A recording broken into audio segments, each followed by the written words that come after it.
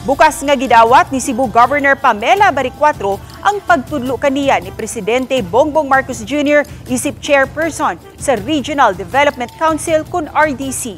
Kinibisan pa man ug una na siyang milikay sa nominasyon alang sa naasuing pwesto ug gihatag sa ubang opisyal ang kahigayunan nga mapili.